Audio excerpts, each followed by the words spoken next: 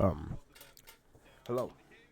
Um, I got bored. I'm back from my lift that I mentioned in my last video, and I'm just saying I might as well make another video while I have time. I got nothing better to do, so um, yeah. So if you can't tell already, this is the top 10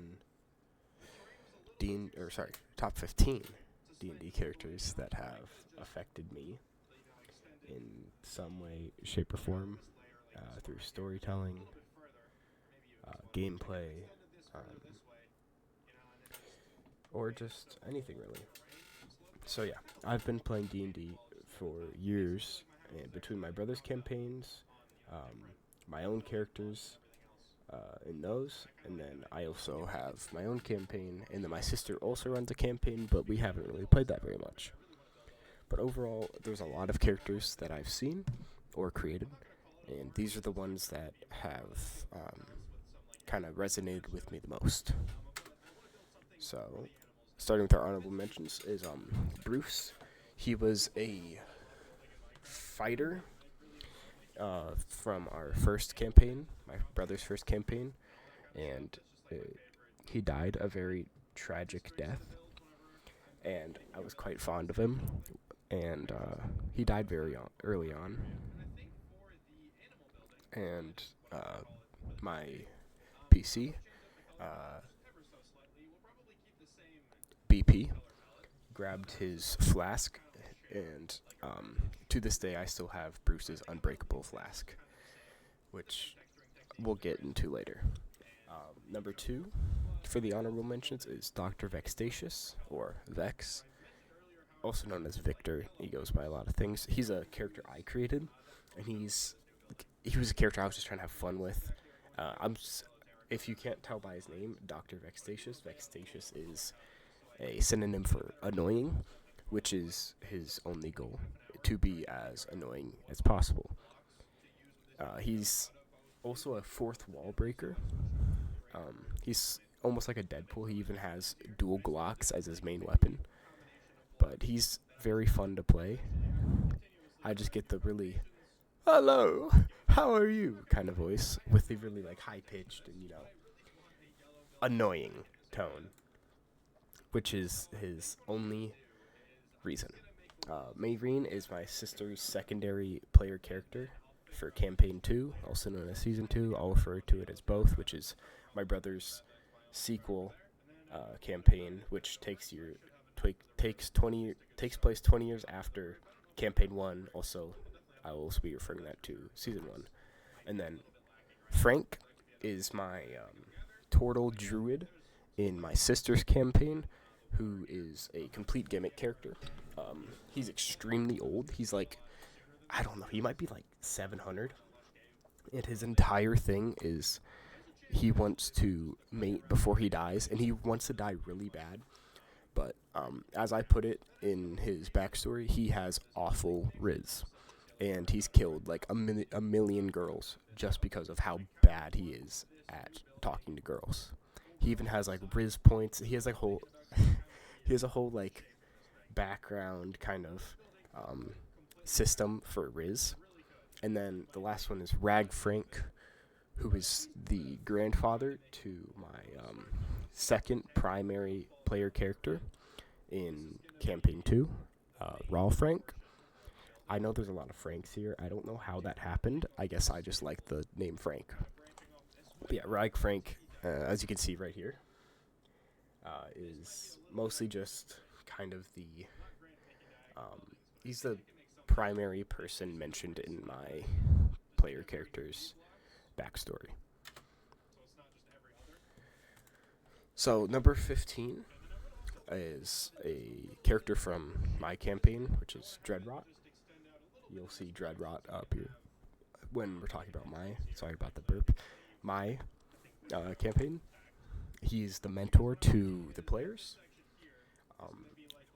I'm still early on into my session, so my favorite memory is in session 2 when my brother's player character, Kaya Bitterroot, robbed him. I mean, he didn't actually rob him because Tarkon is a farmer who hired the players to work on his farm, and it just so happened that some things were missing. By that I mean he had no money, and he promised the players he'd pay him, and Kaya robbed them for all the money he had left, which was a mere 30 gold. Um, Quick side note: I only use gold as primary, so like 1 gold is like $1 in American money. Is how I kind of work things. Um, if my brother and sister are somehow watching this, please skip forward to number 14 because I'm going to spoil a lot. Please, please. Okay. Yeah. So his third thing, Sorry, I should mention what these are. So the first one is the role that he had, or the characters had in the story. The second one is my favorite memory of them, and the third one is their impact on me. So his impact on me was me writing my first ever villain. He's the BBEG, but the players don't know that, and it won't be revealed till very later on. Number 14 was the first boss in my campaign. I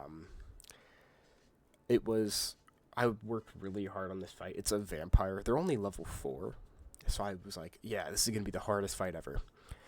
And then I proceeded to forget about, Legendary Resistance, and he was constantly floating for the entire fight because my brother used Levitate on him, and I couldn't do anything because I forgot to give him ranged attacks. So the main thing he showed me was I'm awful at balancing. I don't have a picture for Sasha. You'll see that for a lot of the characters from Campaign 1 and some from 2. It's because I don't personally own those characters, and I can't go back and grab their portraits or anything. But Sasha was a ranger druid, and she was a frequent NPC, and ended up she's not the mentor to Raw. I'm sorry about that. I messed up on her. So, scratch these bullet points. My bad, guys. She was a frequent NPC that appeared with the next person, or one of the next people on the list, Noir. She was the mentor to Meet, my sister's player character from Season 2. My favorite memory of Sasha, I don't really have one of her, to be honest. She's mostly just kind of like a laid-back character. I'd say my favorite memory is the thumbs up she gave Meet. Sasha showed me that just because, she showed me that even NPCs can have love interests. Okay, Noir is Sasha's girlfriend, I guess. Noir is a wolf lady that my brother created. She was a berserker barbarian. She was a frequent NPC. These two were kind of like the 5 and 6 of our main 4 people, and she became the mentor to Raw.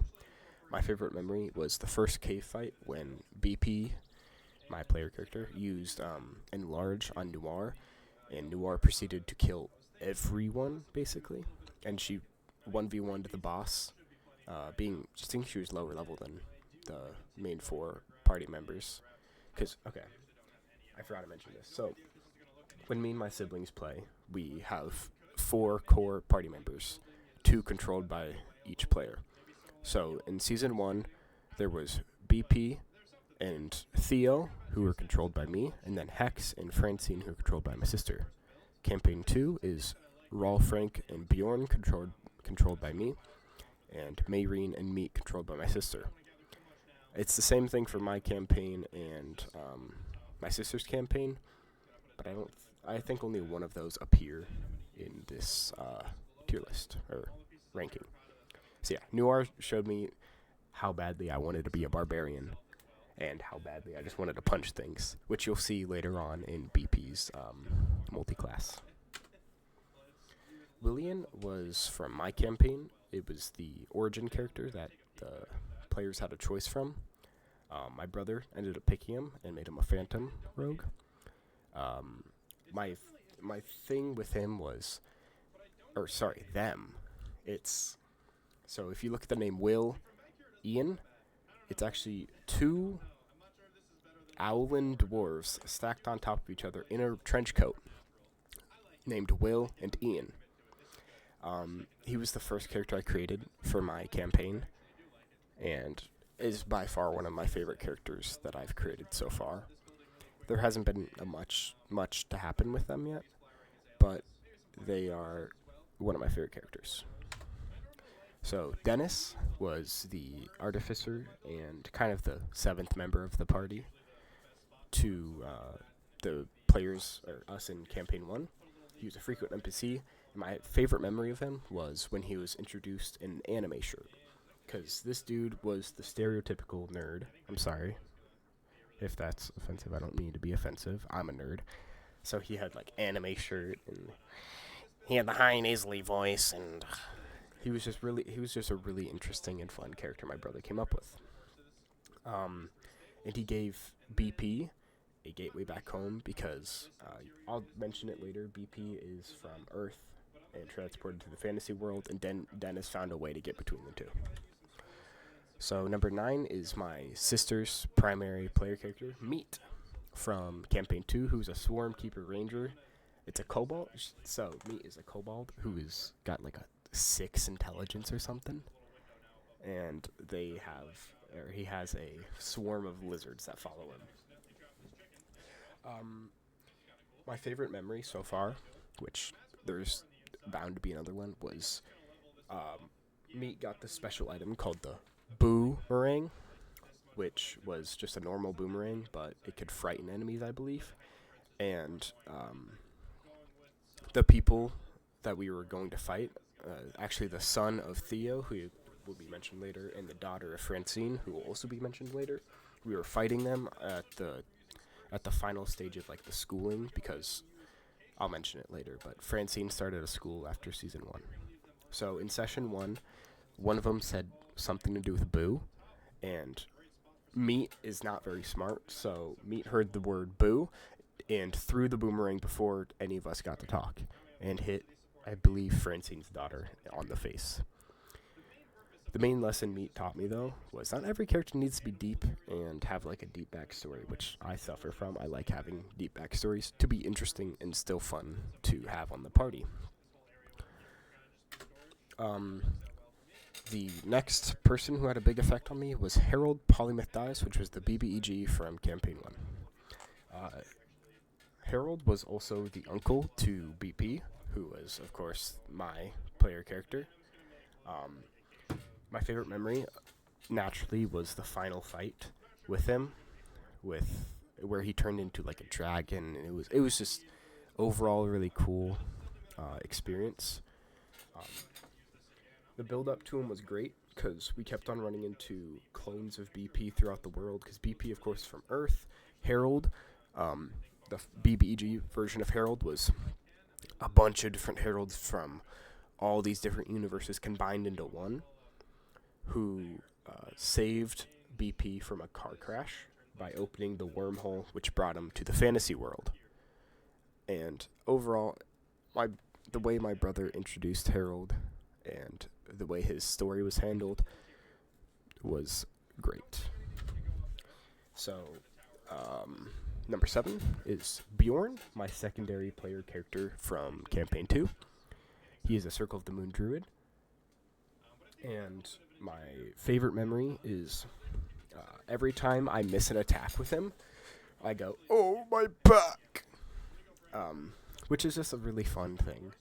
And he was also the first character I truly roleplayed, which is kind of bad to say, because the way BP is he was almost like me in a sense. I'd like to say BP was just a extra version of me with a little spice sprinkled in.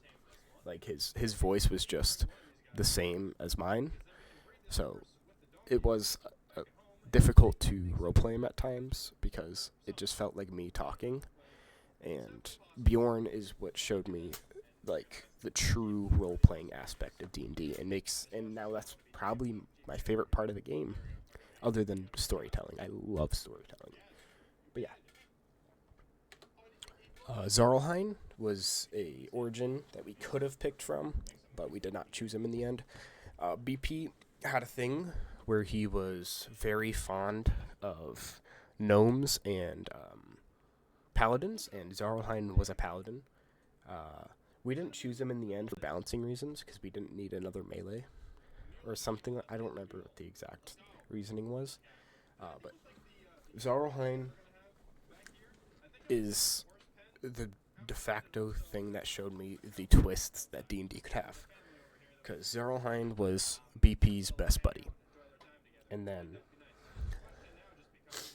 I think it was session 2 or 3, we pulled cards from the deck of many things, and I got the card that makes somebody in the world turn against you.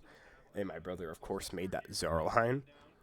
So, we were resting for the night, and he ended up jumping our party while we were sleeping.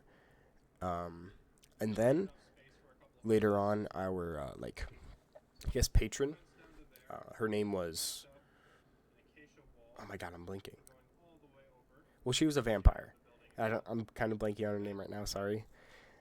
She gave us a little, housekeep type thing, and we were having a meeting in, the central room when Zarlheim blew up the wall, and that fight was probably one of the most memorable of the entire campaign. As I've mentioned previously, Theo was my secondary player character. He's a fiend warlock, and the main thing he showed me was Theo was probably the most boring character in the entire tavern of first session. But there's just something about him that made me like him and bring him along. My favorite memory was the first meeting between BP and Theo, where BP somehow got along with Theo really well, despite being polar opposites. Because BP's a bard, he's extroverted, he's extra, and Theo's a little book guy. He just likes to read books. And I think the main thing that drew me to him was he didn't reject BP's fist bump, which a lot of people did. And he also had his patron was a big, eldritch being on his arm, and it was just really cool. He was just a great character to have along with us for the journey, and I'm quite happy with the way he turned out, with starting a school with Francine. Oh, speaking of Francine was the cleric and the secondary player character of my sister. She showed me that the effects that the players have on the world is a lot greater than I originally thought, with her becoming the de facto teacher of the realm, because she started a school with Francine. She's the headmaster of it, and overall, she just showed me that our heroics paid off, and now we're teaching she and some of the other characters from our campaign, what was I going to say? Can teach our next generation for season 2, with Raul Frank, Meat, Bjorn, and Mayreen, all being students at her school, which is what our season 2 started with. Sorry, I'm sick right now, so I'm coughing. My favorite memory of her was the final fight when her and some druid lady comboed Sunbeam in an X shape and just melted Harold's health.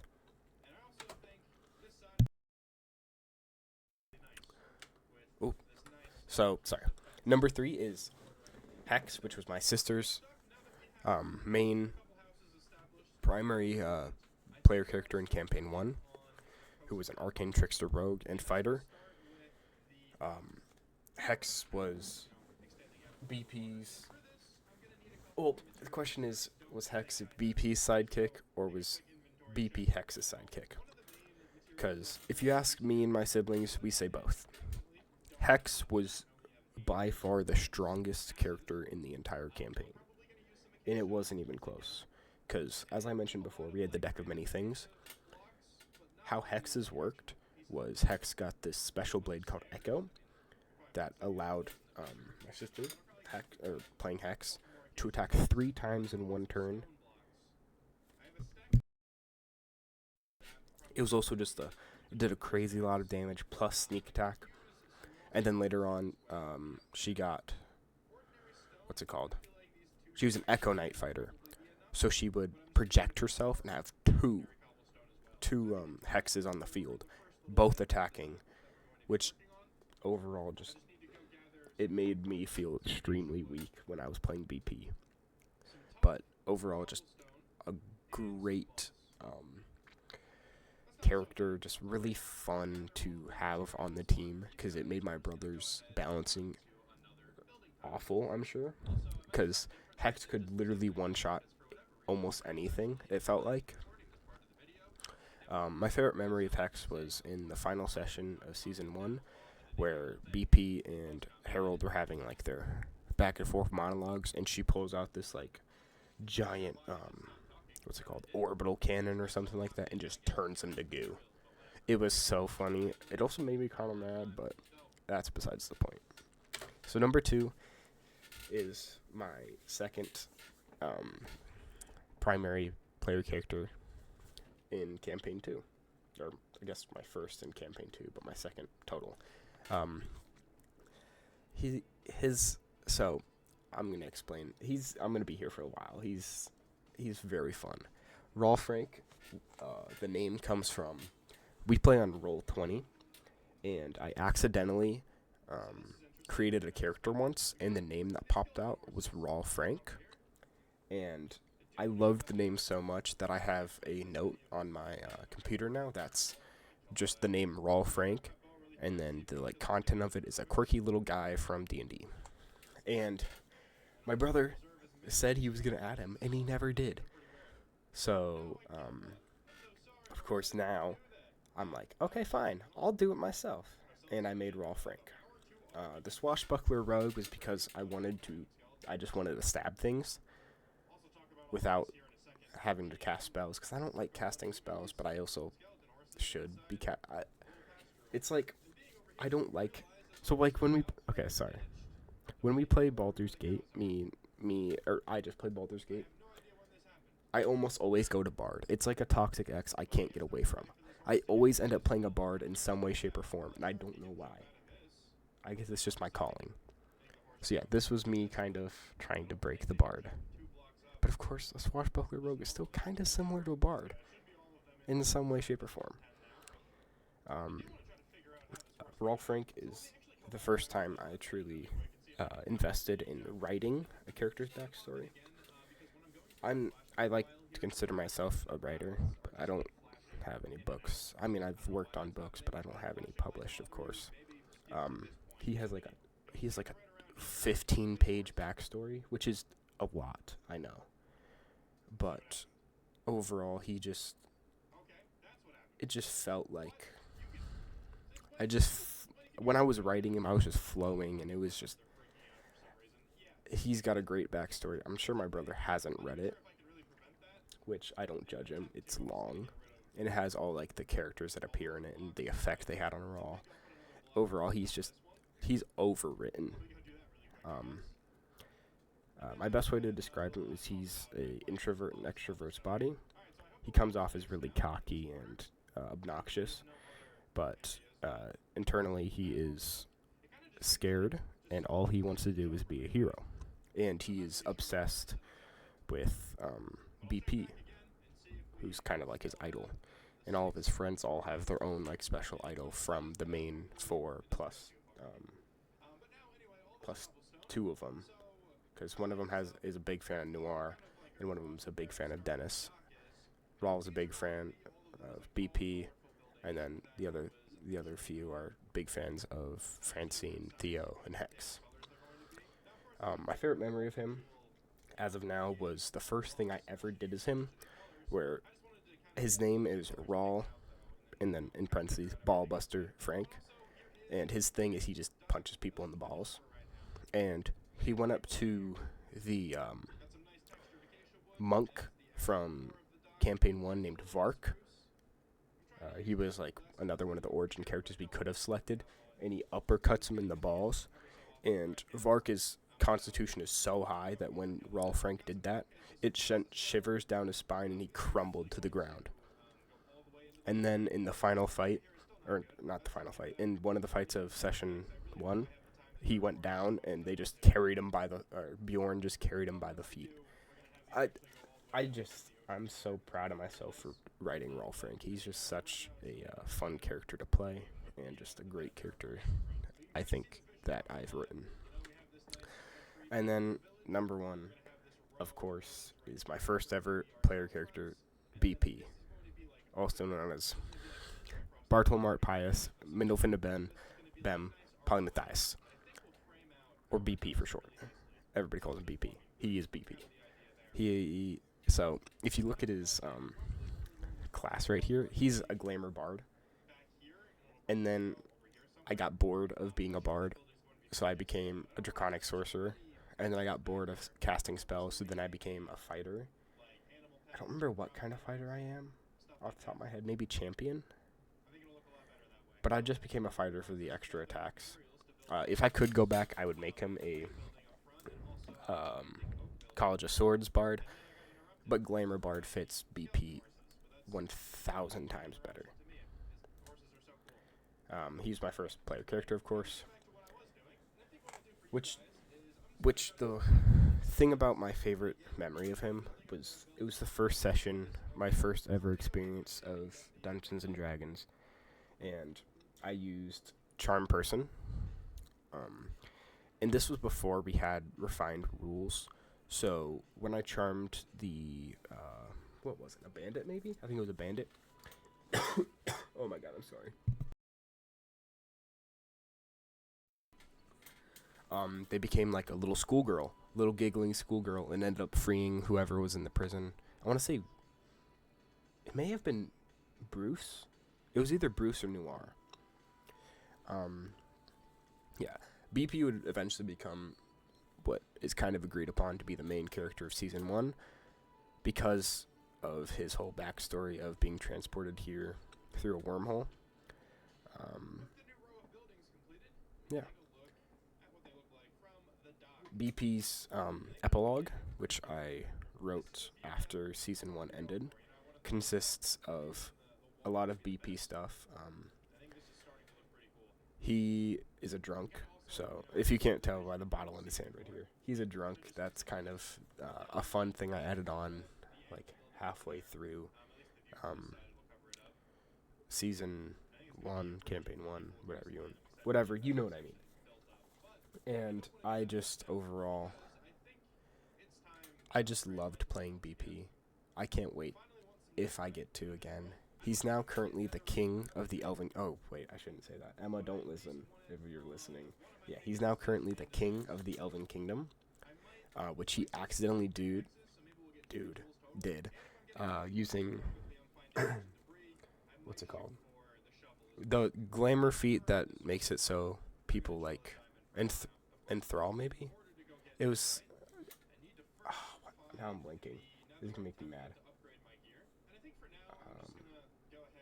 I don't know. He walked into the town square when the voting was going on, and everybody's attention was drawn to him, and they all voted for him, and he ended up becoming the king of the Elven Kingdom. But before this, he had to do 12 labors to get the scroll to go back to Earth, his homeworld, from a wizard, consisting of a lot of different things. He now is the king of the Elven Kingdom, and I hope we run into him soon in Season 2. He has given Hex a complete, what's it called? Presidential pardon, and Hex cannot get in trouble. Hex is now the main person who runs a thieves guild, and Hex doesn't get in trouble because Hex gives money to BP, and BP proceeds to take that money into the Earth world which is just solid gold. I mean, he melts it down and he sells it. So he's the second richest person on Earth. And then the I think this is kind of like the main idea of season 2. I don't know for sure. We're kind of early on in. But people from the magic world, the fantasy world, are bringing magic items into the Earth world. And BP's kind of taken like a double agent kind of job where he's working in the Earth world as a sort of superhero. He doesn't have an official superhero name. He's a golfer, so I proposed the mulligan because it's funny and it fits BP. But he's like a sort of superhero there trying to stop people from bringing the magic items in. And then back on the fantasy world, he's still a king, and he's doing all his kingly duties while still bringing money and becoming richer. Overall, BP is just a busy character. And I think that the way his story ended up fits him very well.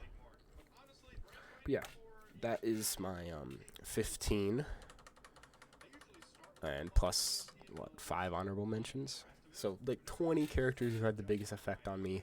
I'm sure I'm forgetting some who could probably sneak in. Some of these could probably be moved around, but this is kind of like the solid kind of list. I expect to see Bjorn rise some, of course.